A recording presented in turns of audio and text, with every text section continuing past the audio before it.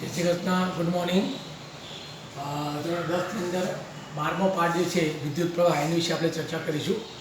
વિદ્યુત એ આધુનિક સમાજનું સૌથી મહત્ત્વનું એક સ્થાન છે. ઘરો હોય, શાળા હોય, ફેક્ટરી હોય, સિનેમાઘર હોય, હોટેલ હોય, યા એવા કોઈ પણ સાધન હોય એમાં વિવિધ ઉપયોગો કરવા માટે આ વિદ્યુત ઉપયોગ કરવામાં આવતો હોય છે. અને વિવિધ ઉપયોગો કરવા માટે એને નિયંત્રિત કરી શકાય એવી એક ખૂબ જ સુવિધાજનક ઉર્જાનું એક સ્વરૂપ છે વિદ્યુત. અને વિદ્યુત તેમાંથી બને છે. વિદ્યુત પરિપથ કેવી રીતે વહે છે, વિદ્યુત પ્રવાહનું નિયંત્રણ અને નિયમન કેવી રીતે થાય છે વિદ્યુત પરિપથમાં, એ બધા પરિબળો વિશે આપણે ચર્ચા કરવાની છે. સૌથી પહેલાં તો વિદ્યુત જે છે એ ઉર્જાનું એક મહત્ત્વનું સાધન છે. અને કોઈપણ વાહક એટલે કે તાંબાનો તાર હોય કે પછી એલ્યુમિનિયમનો તાર હોય, એવા વાહક તારમાંથી વિદ્યુત પ્રવાહ વહેતો હોય ત્યારે આપણે વાહકમાં વિદ્યુત પ્રવાહ છે એમ કહી શકતા હોય છે. જ્યારે આપણે કોઈ લાઇટ ચાલુ કરીએ ત્યારે આપણે ખબર પડે કે વિદ્યુત પ્રવાહ ચાલુ છે, અને લાઇટ બંધ કરી દઈએ ત્યારે વિદ્યુત પ્રવાહ બંધ થઈ જતો હોય છે. એ ઉપરાંત વિદ્યુત પરિપથની અંદર ઘણા બધા કોષ જે છે, વિદ્યુત કોષો જેને કહેવામાં આવે, એ વિદ્યુત કોષો વપરાતા હોય છે. અને વિદ્યુત પરિપથની અંદર ઘણા બધા ઘટકો પણ વપરાતા હોય છે, જેમાં કળ છે, વિદ્યુત કોષ છે, એ બધા શબ્દો વપરાશે. એ આપણે પાછળથી જોઈશું. હવે જનરલી જેવું છે કે કોઈપણ સાધનને ચલાવવા માટે એની અંદર યોગ્ય પ્રકારનો વિદ્યુત કોષ, જેમ કે બેટરી હોય, એની અંદર આપણે બલ્બ નાખતા હોય છે. એની મદદથી આપણે ચાલુ કરતા હોય છે, યા શેલ નાખતા હોય છે. એની મદદથી આપણે વિદ્યુત પ્રવાહ ચાલુ કરી શકતા હોય છે. તો ટોર્ચના બલ્બને પ્રકાશિત કરવા માટે વિદ્યુત ભારનો પ્રવાહ યા વિદ્યુત પ્રવાહ પૂરો પાડવામાં આવતો હોય છે. ટોર્ચ અને આપણે ચાલુ કરીએ, પ્રકાશ આપે છે, એનું મુખ્ય કારણ છે સ્વિચ. સ્વિચનો મતલબ થાય કળ. ત્યાં બે લખેલા છે, આ શબ્દો જોઈ લઈએ. સ્વિચ એટલે કળ કહેવામાં આવશે. આડછેદ એટલે જે તે પદાર્થનું યા જે તે ક્ષેત્રનું ક્ષેત્રફળ. રેવાચિક એટલે રૂઢિગત પ્રણાલિકા છે, એટલે જૂના જમાને કહેવામાં આવતી. આ એવા શબ્દો જે શબ્દની આપણે ફરક કરવાની જરૂર છે. કળ એટલે સ્વિચ ગણીશું, આડછેદ એટલે ક્ષેત્રફળ ગણીશું, અને રેવાચિક એટલે રૂઢિગત પરંપરાગત જેને કહેવામાં આવે એ એકમ આપણે તરીકે ગણીશું. સૌથી પહેલાં વિદ્યુત પ્રવાહ જે છે એ વિદ્યુત પ્રવાહની અંદર જ્યારે ટોર્ચને ચાલુ કરવામાં આવે છે ત્યારે પ્રકાશ આપે છે. એનું મુખ્ય કારણ છે સ્વિચ ચાલુ બંધ થતી હોય છે. જો સ્વિચ ચાલુ બંધ ન થતી હોય તો આપણે પ્રકાશ મળે નહીં. એટલે સ્વિચ જે છે એ વિદ્યુત કોષ તથા બલ્બ વચ્ચે વાહક કડી તરીકેનું કામ કરતી હોય છે. અને સ્વિચ એને આપણે કળ તરીકે પણ ગણી શકતા હોય છે. વિદ્યુત પ્રવાહના સતત ચાલતા રહેતા હોય, બંધ રહેતા માર્ગને આપણે વિદ્યુત પરિપથ તરીકે ગણી શકતા હોય છે. જેમાં આપણે ચિત્ર બતાવ્યું છે, વિદ્યુત પરિપથનો માર્ગ બતાવેલો છે. તો વિદ્યુત પ્રવાહના સતત અને બંધ માર્ગને આપણે વિદ્યુત પરિપથ તરીકે ગણી શકતા હોય છે. જો વિદ્યુત પરિપથ કોઈ કારણથી તૂટી જાય યા બંધ થઈ જાય તો આપણે પ્રકાશ મળતો હોતો નથી. જો આપણે વિદ્યુત પર ચાલુ હોય તો પ્રકાશ મળે, અને સ્વિચ બંધ કરી દે તો એ પ્રકાશ મળતો બંધ થઈ જતો હોય છે. અથવા તો કોઈ વાયરમાં ખામી આવી જાય યા સેલ પૂરા થઈ ગયેલા હોય તો તે વખતે પણ આપણે પ્રકાશ મળતો નથી, વિદ્યુત પ્રવાહ બંધ થઈ જતો છે, એમ આપણે કહી શકતા હોય છે. હવે વિદ્યુત પ્રવાહ જે છે એ આપેલ આડછેદ યા ક્ષેત્રફળમાંથી એકમ સમયમાં વહેતા વિદ્યુત પ્રવાહના જથ્થાને વિદ્યુત પ્રવાહ તરીકે રજૂ કરી શકાતું હોય છે. આડછેદના એકમ સમય એટલે ટી સમયમાં વહેતા વિદ્યુત પ્રવાહ વિદ્યુત ભારના જથ્થાને વિદ્યુત પ્રવાહ તરીકે ગણી શકાતું હોય છે. અને વિદ્યુત પ્રવાહના વહનોનો એક દર પણ છે એમ કહી શકાતો હોય છે. ધાતુના તારથી વિદ્યુત પરિપથમાં વિદ્યુત પ્રવાહની રચના કરવા માટે જવાબદાર કોણ છે? ઇલેક્ટ્રોન છે. અને સૌપ્રથમ જ્યારે વિદ્યુતની ઘટના જોવામાં આવી ત્યારે ઇલેક્ટ્રોન વિશે કોઈ જાણકારી આપણે હતી નહીં, એટલે ઇલેક્ટ્રોનથી આપણે અજાણ હતા. ઇલેક્ટ્રોન જે છે એ ઋણ વિદ્યુતભાર ધરાવતો હોય છે, પ્રોટોન ધન વિદ્યુતભાર ધરાવતો હોય છે. ધન વિદ્યુતભારની ગતિની દિશાને વિદ્યુત પ્રવાહની દિશા તરીકે પણ ગણવામાં આવતું હોય છે. એટલે જ્યારે વિદ્યુત પ્રવાહ ચાલુ હોય તે વખતે ધન વિદ્યુતભાર જો ગતિ કરતો હોય તો તેને આપણે વિદ્યુત પ્રવાહની દિશા તરીકે ગણી શકતા હોય છે. ત્યારબાદ જે છે રેવાચિક એટલે કે રૂઢિગત રીતે વિદ્યુત પરિપથની અંદર વિદ્યુત પ્રવાહ દિશા ઇલેક્ટ્રોન છે, અને તે ઋણ વિદ્યુતભાર છે, અને તેની ગતિ જે છે એ વિરુદ્ધ દિશામાં ગતિ કરતો હોય છે, એ ધ્યાન રાખવાનું. હવે સૌથી પહેલાં જે છે એ વિદ્યુત ભાર કોને કહેવામાં એ આપણે લેવાનું છે. સૌથી પહેલાં ઇલેક્ટ્રોન, પ્રોટોન અને બીજા જે કણો જે છે એનો અંદરનો ભાગ એટલે વિદ્યુતભાર તરીકે ગણી શકાતો હોય છે. અને વિદ્યુતભારના બે પ્રકારો છે, એક તો ધન વિદ્યુતભાર અને બીજો ઋણ વિદ્યુતભાર. તો વિદ્યુતભારની વ્યાખ્યા છે કે ઇલેક્ટ્રોન પ્રોટોન અને બીજા ઘણા બધા કણોનો એક આંતરિક ગુણધર્મ ધરાવે છે. અને વીજભારના બે પ્રકાર છે, એક ધન વિદ્યુતભાર અને બીજો ઋણ વિદ્યુતભાર. હવે સૌથી પહેલાં વિદ્યુતભાર જે છે એની કેટલી માહિતી આપણે મેળવી લઈએ. વિદ્યુતભાર શું છે? વિદ્યુતભાર એ દ્રવ્યનો મૂળભૂત અને અંતર્ગત યાંત્રિક ગુણધર્મ પણ ધરાવે છે. એના બે પ્રકાર આપણે જોયા, ધન વિદ્યુતભાર અને ઋણ વિદ્યુતભાર. દાખલા તરીકે આપણે સિલ્કનું એક કાપડ લઈએ અને એ કાપડ સાથે કાચો સળિયો જો આપણે ઘસીએ તો એમાંથી ધન વિદ્યુતભાર પેદા થતો છે. સિલ્કનું કાપડ લેવામાં આવે અને તેને કાચા સળિયે ઘસવામાં આવે તો એમાંથી ધન વિદ્યુતભાર ઉત્પન્ન થતો હોય છે.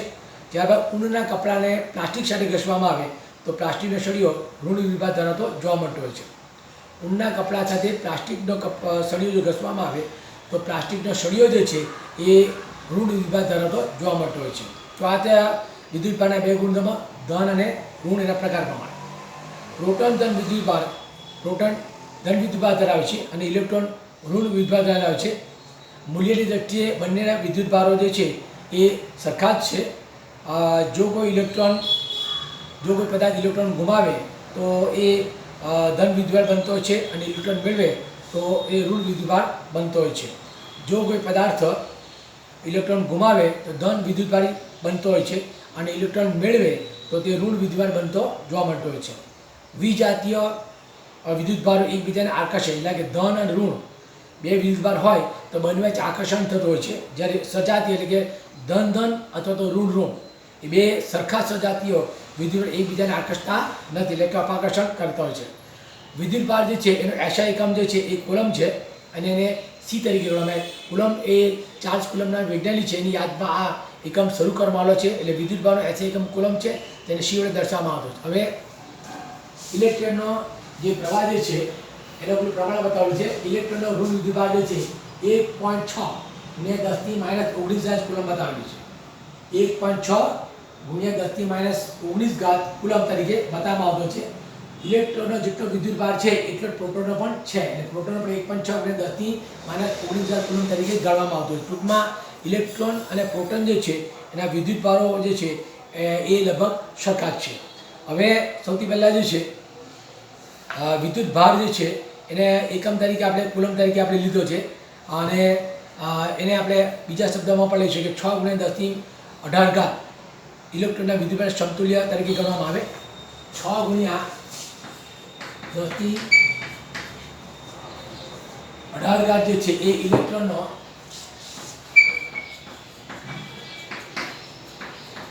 વિદ્યુતભાર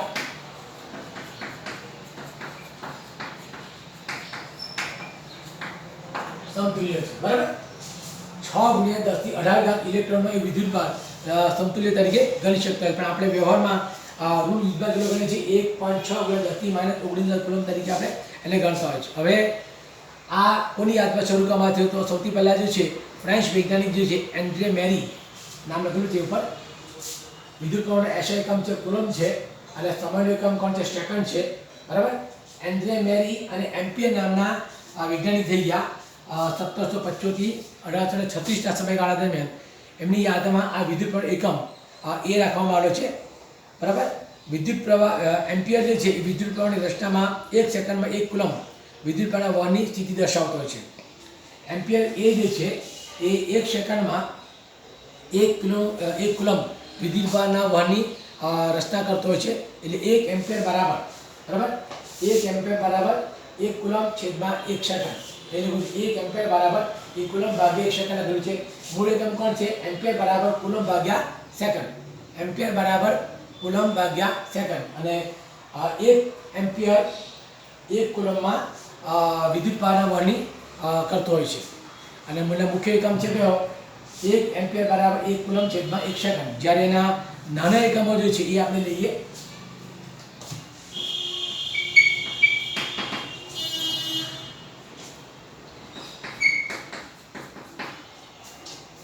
એના નાના એકમ છે 1 મીટર એમ્પિયર બરાબર 10⁻³ એમ્પિયર અથવા તો માઇક્રો એમ્પિયર 1 મ્યુ એ બરાબર 10⁻6. 1 મ્યુ એ બરાબર 10⁻6 એમ્પિયર, બરાબર. તો પહેલો એકમ જે છે 1 મીટર એમ્પિયર બરાબર 10⁻³ એમ્પિયર એ છે તમારો મિલી એમ્પિયર તરીકે એકમ છે અને માઇક્રો એમ્પિયર છે એ મ્યુ એ બરાબર 10⁻⁶ એમ્પિયર તરીકે દર્શાવવામાં આવતું. તો આ ત્યાં વિદ્યુત પ્રવાહના એકમો છે. પહેલું એકમ કયો છે? 1 એમ્પિયર બરાબર 1 કુલમ ભાગ્યા 1 સેકન્ડ. જ્યારે બે નાના એકમો છે 1 મીટર એમ્પિયર બરાબર 10⁻³ એમ્પિયર અને માઇક્રોમીટર જે છે 1 મ્યુ એ બરાબર 1 માઇક્રો એમ્પિયર બરાબર 10⁻⁶ એ એમ્પિયર તરીકે ગણવામાં આવતો છે. હવે વિદ્યુત પ્રવાહ જે છે વિદ્યુત પરિપથની અંદર જ્યારે વીજળો પસાર થતો હોય છે ત્યારે એને માપવામાં આવતો હોય છે કે આની માટેનું સાધન વપરાતું હોય છે. તો વિદ્યુત પરિપથની અંદર વિદ્યુત પ્રવાહ માપવા માટે વપરાતું જે સાધન છે એનું નામ છે એમીટર. મીટર આ વિદ્યુત પ્રવાહ માપવા માટેનું સાધન તરીકે વપરાતું હોય છે. વિદ્યુત પ્રવાહ કેટલો વપરાયો છે બરાબર એ માપવો હોય તો આપણે એ મીટર સાધનનો ઉપયોગ કરી શકાતો હોય છે અને તેને વિદ્યુત પરિપથની શ્રેણી સાથે જોડવામાં આવતો હોય છે. અહીંયા એક આકૃતિ બતાવી છે, વિદ્યુત પરિપથની આકૃતિ બતાવી છે બરાબર. અહીંયા બલ્બ બતાવેલો છે. અહીંયા આપણે બલ્બ બતાવી દઈએ. આ બલ્બ બતાવે છે. આ એની કણની રચના છે અને અહીંથી વિદ્યુત પ્રવાહ પસાર થતો જોવા મળતો છે. બરાબર. વિદ્યુત પ્રવાહ તરીકે વિદ્યુત પ્રવાહ I બરાબર લખેલો છે. વિદ્યુત પ્રવાહની આખી રચના બતાવેલી છે લોકોએ અને એ પ્રમાણે વિદ્યુત પ્રવાહ તો જોઈ શકાતો હોય છે. જેમાં એક સેલ હોય, એક વિદ્યુત બલ્બ હોય, એમીટર હોય અને કટ જોડેલો હોય. બરાબર. એક સેલ, એક વિદ્યુત બલ્બ, એમીટર અને કટ સાથે જોડેલી આ વિદ્યુત પરિપથની એક રચના છે અને એની અંદરથી આપણે વિદ્યુત કેવી રીતે પસાર થાય એ આપણે જોઈ શકતા હોય છે. પરિપથમાં વિદ્યુત પ્રવાહ સેલના ધન એક છેડેથી ઋણ વિદ્યુતના બલ્બ અને એમીટરમાં થતો જોવા મળતો હોય છે. એકવાર ફરી રિપીટ કરી દઈએ. વિદ્યુત પ્રવાહનો SI એકમ છે કુલમ ભાગ્યા સેકન્ડ. સમયનો એકમ છે સેકન્ડ છે અથવા તો એમ્પિયર એ તરીકે દર્શાવવામાં આવતું હોય છે. બરાબર. એમ્પિયરનો મૂળ એકમ કોણ છે?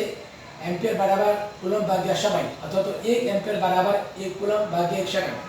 હવે આ વિદ્યુત પ્રવાહનો જે એકમ જે છે એ એન્ડ્રે મેરી એમ્પિયરના નામથી ઓળખવામાં આવતો હોય છે. એટલે આ વૈજ્ઞાનિકે શોધ પણ કરી છે. વિદ્યુત પ્રવાહ જે છે એના જે નાના એકમો જે છે એ મીટર એમ્પિયર બરાબર 10⁻³ એમ્પિયર અને બીજો માઇક્રો એમ્પિયર એટલે 1 મ્યુ 1 માઇક્રો એમ્પિયર બરાબર 10⁻⁶ એમ્પિયર તરીકે ગણવામાં આવતો હોય છે. હવે વિદ્યુત પરિપથમાં વિદ્યુત માપવા માટેનું જે સાધન છે એનું નામ છે એ મીટર છે.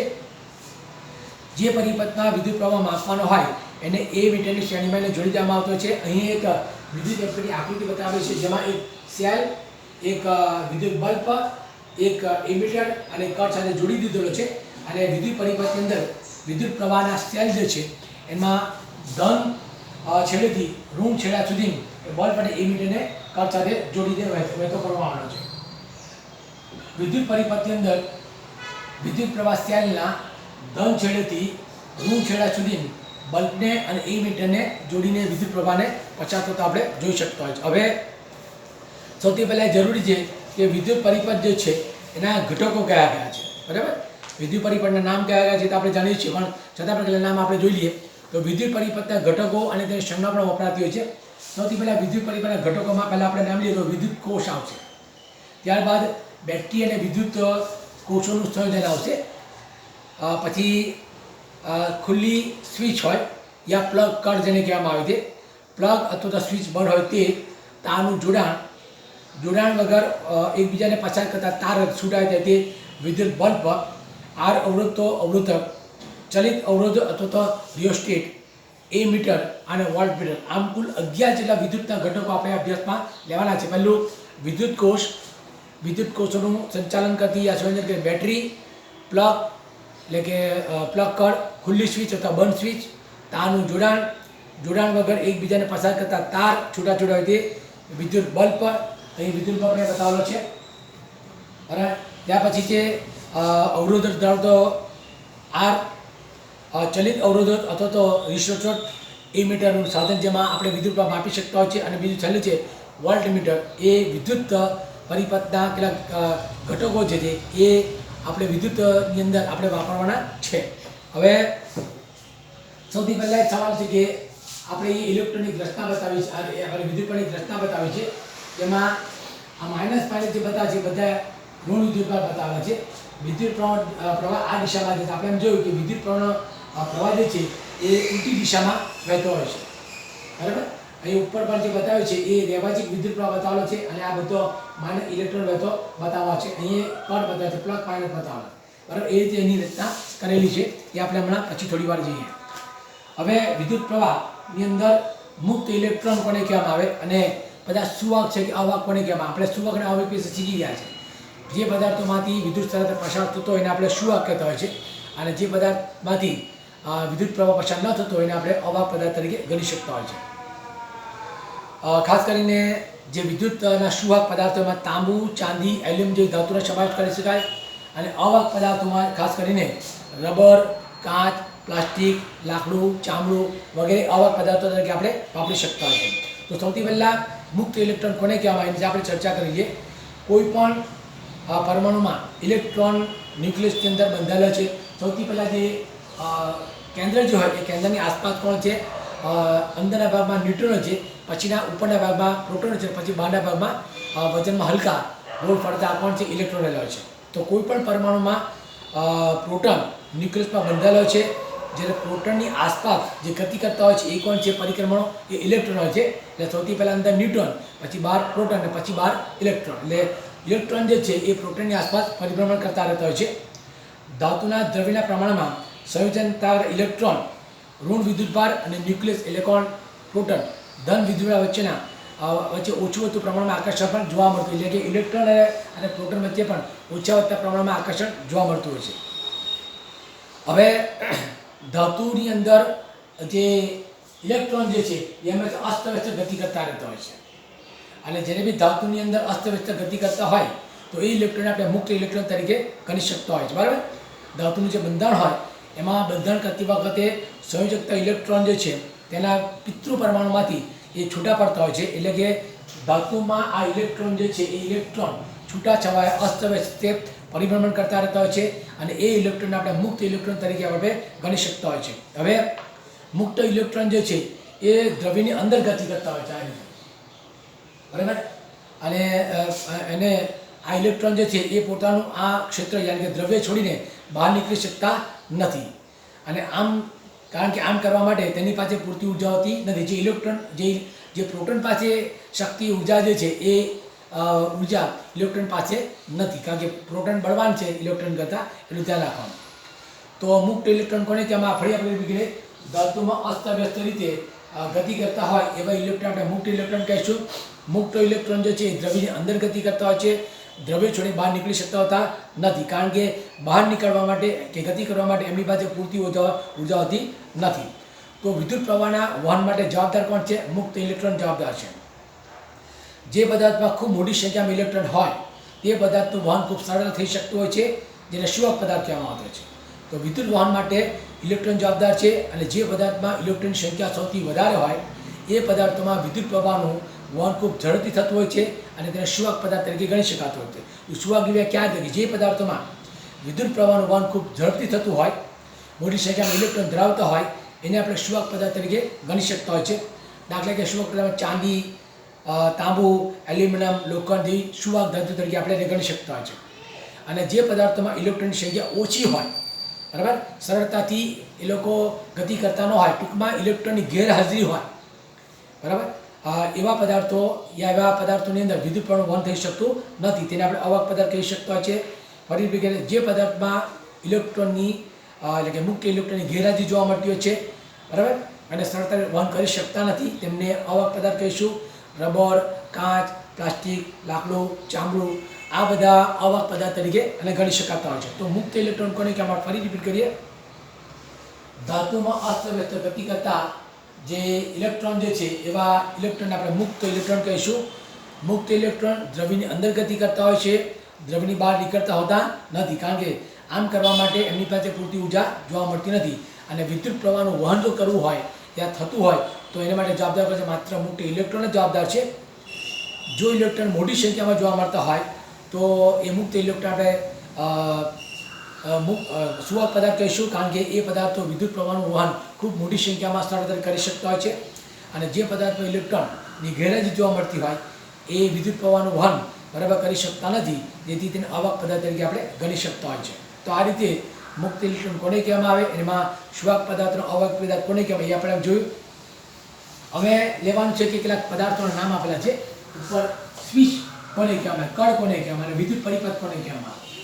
તો સૌથી પહેલાં કળ એ વિદ્યુત કોષ, બેટરી અથવા વિદ્યુત પરિપથના બીજા ઇલેક્ટ્રોનના ઘટકો સાથે એ જોડાયેલું એક ભાગ છે, ઘટક છે. જેમ કે હમણાં આપણે જોયા કે વિદ્યુતના ઘટકોમાં એમીટર, વોલ્ટામીટર, બરાબર, પછી કળ, તાર બાંધેલો છેડો, બરાબર, એ વગેરે જોવા મળે. તો રીતે કળ જે છે એ વિદ્યુત કોષ, બેટરી અથવા તો પરિપથના બીજા કોઈ વિદ્યુત ઘટકો સાથે જોડાય છે અને પૂરું પાડતો એક યોગ્ય ઘટક છે. એટલે કે ટૂંકમાં વીજળીને પૂરું પાડવાનું કામ કરવાનું છે કળ કરતો હોય છે.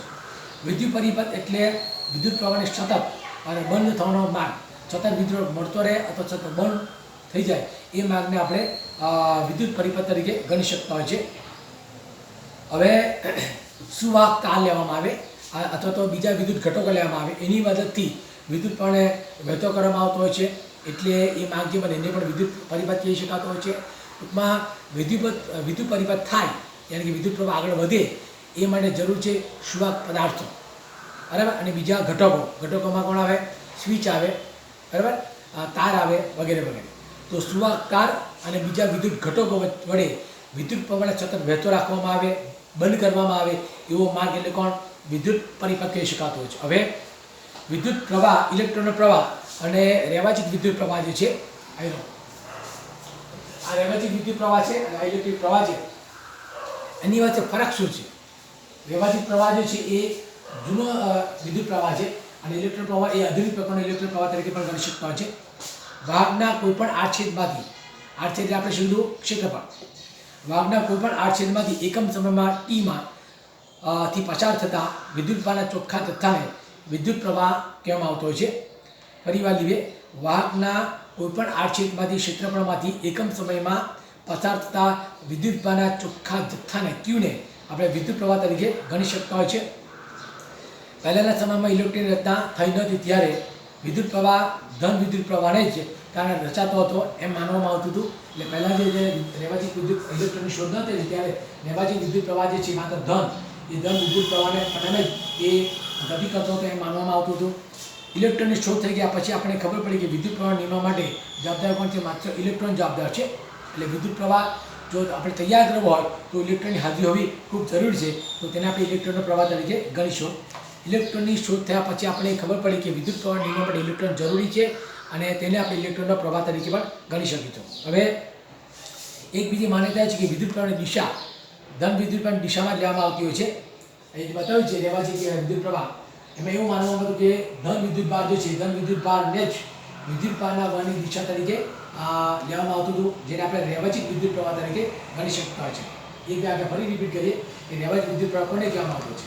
તો વિદ્યુત પ્રવાહની દિશા ધન વિદ્યુત ભારના વહનની દિશા તરીકે લેવામાં આવતી હોય તો તેને રેવાચિક વિદ્યુત પ્રવાહ તરીકે ગણવામાં આવતું. પરંતુ ઇલેક્ટ્રોનની શોધ થઈ ગયા પછી રેવાચિક વિદ્યુત પ્રવાહની દિશા જે છે એ હજુ પણ ધન દિશા છે અને જે ઇલેક્ટ્રોનના પ્રવાહની દિશાની વિરુદ્ધ દિશામાં છે. એટલે ઇલેક્ટ્રોન જે દિશામાં વહેતો હોય એની વિરુદ્ધમાં કોણ જાય? રેવાચિક વિદ્યુત પ્રવાહ જતો છે અથવા તો રેવાચિક વિરુદ્ધ દિશામાં ઇલેક્ટ્રોન પ્રવાહ જતો જોવા મળતો હોય છે. ટૂંકમાં બંને એકબીજાના વિરોધી છે. હવે અહીંયા આપણે બતાવી દઈએ એ અને અહીંયા બી, બરાબર. એ બી એ વિદ્યુત પ્રવાહનો માર્ગ છે માની લેવાનો, વિદ્યુત પ્રવાહનો તાર છે માની લેવાનો. વાહક તાર એ બી આખો છે, આ વાહક તાર એ બી છે અને એ બીમાં ઇલેક્ટ્રોનની વહનની દિશા બીથી એ તરફ છે. એટલે કે બિંદુ બી તરફથી બિંદુ એ તરફ ઇલેક્ટ્રોનની વહનની દિશા છે અને રેવાચિક વિદ્યુત પ્રવાહની દિશા જે છે એથી બી સુધી છે, બરાબર. એ આપણે બતાવ્યું છે. ફરી રિપીટ કરીએ, ઇલેક્ટ્રોનની શોધ થઈ ગયા પછી રેવાચિક વિદ્યુત પ્રવાહની દિશા હજુ તેમની તેમ જ છે અને જે ઇલેક્ટ્રોનના વહનની દિશાની વિરુદ્ધમાં છે. આકૃતિમાં એ બી કોણ છે? વિદ્યુત પ્રવાહનો તાર છે એમ માની લેવાનું અને એમાં ઇલેક્ટ્રોન જે છે એના વહનની દિશા બીથી એ તરફની ચાલે, બીથી એ તરફના બિંદુ સુધીની છે. જ્યારે રેવાચિક વિદ્યુત પ્રવાહનો જે છે એ એથી બી સુધીનો ચાલી છે. આ એથી બી સુધીનો એ રેવાચિક વિદ્યુત પ્રવાહ છે. ઇલેક્ટ્રોનનો બીથી એ બિંદુ સુધીનો વિદ્યુત પ્રવાહ તરીકે જોઈ શકાતો હોય. તો બંને પરસ્પર એકબીજાના વિરોધી છે એમ કહી શકાતું હોય. એકવાર ફરી રિપીટ કરીએ, ઇલેક્ટ્રોન જે છે એનો વિદ્યુત પ્રવાહ જે છે એ બિંદુ બીથી બિંદુ એ સુધીનો છે રહેવાથી વિદ્યુત પ્રવાહ જે છે એ બિંદુ A થી બિંદુ B સુધીમાં વિરુદ્ધ દિશામાં ગતિ કરે છે એ બી એક હોય છે વિદ્યુત પ્રવાહનો તાર તરીકે ગણી શકાતો હોય છે. તો આ રીતે ઇલેક્ટ્રોનનો પ્રવાહ અને રહેવાચિક વિદ્યુત પ્રવાહની દિશા જે છે એ પ્રમાણમાં કેવો છે એકબીજાથી અલગ છે એમ કહી શકાતો હોય છે. હવે વિદ્યુત પ્રવાહનું સૂત્ર અને તેનું એકમ લઈ લઈએ આપણે. ફરી વાર લઈએ કે વાહકના કોઈપણ આડછેદમાની ક્ષેત્રફળમાંથી t સમયમાં પસાર થતો વિદ્યુતનો જથ્થો કુલમ q બરાબર નો જથ્થો q હોય તો વાહક તમને પસારનો વિદ્યુત પ્રવાહ આપણે બતાવી દઈએ I બરાબર q ના છેદમાં t સમાન બરાબર. I બરાબર વિદ્યુત પ્રવાહ, q બરાબર વિદ્યુત ભારનો જથ્થો અને t બરાબર સમય. એટલે વાહકના કોઈપણ આડછેદમાંથી t સમયમાં પસાર થતો વિદ્યુત ભારનો કુલ જથ્થો q જો હોય તો વાહક તમને પસાર થતો વિદ્યુત પ્રવાહ સૂત્ર આવશે વિદ્યુત પ્રવાહ બરાબર q ના છેદમાં t. q એટલે વિદ્યુત ભારનો કુલ જથ્થો અને t બરાબર સમય તરીકે ગણવામાં આવતો છે. હવે વિદ્યુત પ્રવાહનો SI એકમ જે છે એ કુલમ છે અને તેને SI એકમ તરીકે આપણે સેકન્ડ આપણે ગણી ચૂક્યા છે. વિદ્યુત પ્રવાહનો SI એકમ કોણ છે? કુલમ છે અને સમયનો એકમ છે સેકન્ડ છે અને એમ્પિયર વડે દર્શાવવામાં આવતું છે. હવે વિદ્યુત પ્રવાહનો SI એકમ તરીકે એમ્પિયર આપણે લીધો છે. ફ્રેન્ચ વૈજ્ઞાનિક એન્ડ્રે મેરી એમ્પિયરની યાદમાં એને એકમ રાખવામાં આવેલો છે અને એનું મુખ્ય સૂત્ર છે એમ્પિયર A બરાબર કુલમ ભાગ્યા સેકન્ડ. હવે એમ્પિયર કોને કહેવા માટે આપણે જોઈએ જો વાહકના એક આડછેદમાંથી વાહકના જે તાર હોય છે એના કોઈપણ ક્ષેત્રફળમાંથી યા આડછેદમાંથી એક સેકન્ડમાં વિદ્યુત ભારનો જથ્થો પસાર થતો હોય 1 કુલમ જેટલો વિદ્યુત ભારનો જથ્થો પસાર થતો હોય તો તે વાહકમાંથી 1 એમ્પિયર વિદ્યુત પસાર એમ કહી શકાશે બરાબર. 1 એમ્પિયર બરાબર 1 કુલમ છેદમાં 1 સેકન્ડ. જો વાહક તારના કોઈ આડછેદમાંથી 1 સેકન્ડમાં 1 કુલમ જેટલો વાહક પસાર થતો હોય તો તે વાહકમાંથી 1 એમ્પિયર જેટલો વિદ્યુત પ્રવાહ પસાર થઈ શકતો હોય. અહીંયા ટૂંકમાં સેકન્ડ વડે કુલમને ભાગવાનું છે બરાબર. ફરી રિપીટ કરીએ કોઈપણ વાહકના કોઈ આડછેદમાંથી 1 સેકન્ડમાં 1 કુલમ જેટલો વિદ્યુત પ્રવાહ પસાર થતો હોય તો તે વાહકમાંથી 1 એમ્પિયર જેટલો વિદ્યુત પ્રવાહ પસાર થયો છે એમ કહી શકાતું જોવા મળતું છે. તો આપણે વ્યાખ્યા ફરી રિપીટ કરીએ ત્રણની. વિદ્યુત પ્રવાહનો SI એકમ છે કુલમ c છે, સમયનો એકમ સેકન્ડ છે, વિદ્યુત પ્રવાહનો SI એકમ છે એમ્પિયર A છે બરાબર અને એમ્પિયર A બરાબર કુલમ ભાગ્યા સેકન્ડ બતાવેલો છે.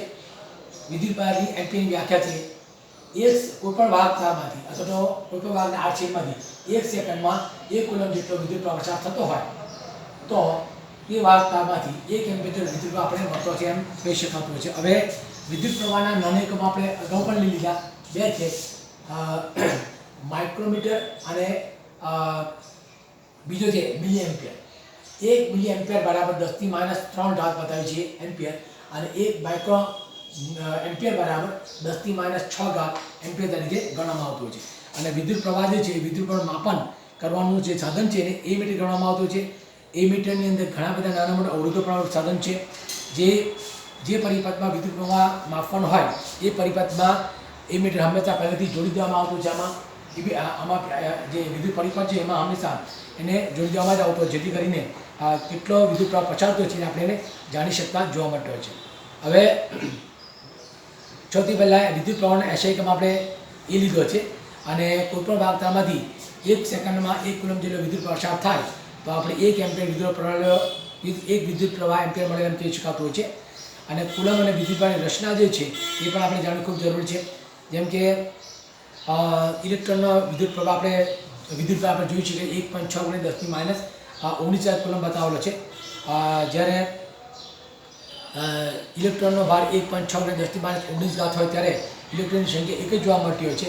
તેમાંથી મળતા ઇલેક્ટ્રોનનું પ્રમાણ જે છે એ લગભગ 6.25 × 10⁻18 જે ઉપર લખેલું છે આપણું 6 × 10⁻18 જે છે એ સમતુલ્ય જેને કહેવાય વિદ્યુતભાર કહી શકાતો હતો. તો ઇલેક્ટ્રોનનો સમતુલ્ય વિદ્યુતભાર કેટલો છે 6 × 10⁻18 અથવા તો 6.25 × 10⁻18 તરીકે ગણી શકાતો હોય છે. તો વિદ્યુતભારનો SI એકમ જે છે એ 6.25 અથવા તો 6 × 10⁻18 બરાબર અથવા તો આપણે પણ ચાલે 6.25 × 10⁻18 એ બંને જે છે એ ઇલેક્ટ્રોનના વિદ્યુતભારનો સમતુલ્ય ભાર તરીકે પણ ગણી શકાતો જોવા મળતો હોય છે. તો અત્યારે આજે આપણે વિદ્યુતભાર કોને કહેવામાં આવે, વિદ્યુતભારની વ્યાખ્યા કઈ છે, વિદ્યુતભારના એકમો કયા કયા છે, એનું મહત્વ શું છે, ત્યારબાદ ઇલેક્ટ્રોન શું મહત્વની પ્રક્રિયા ભજવતો હોય, કારણ કે કોઈ પણ વિદ્યુત પ્રવાહ આપણે ચાલુ કરવો હોય તો ઇલેક્ટ્રોનની હાજરી હોવી ખૂબ જરૂરી છે. જ્યાં સુધી ઇલેક્ટ્રોન નહીં હોય ત્યાં સુધી વિદ્યુત પ્રવાહ આગળ વધે નહીં. બરાબર. કોઈ પણ વીજળીના ઉપકરણ ચાલુ કરવા હોય, બંધ કરવા હોય તો ઇલેક્ટ્રોનની હાજરી હોવી ખૂબ જરૂરી છે.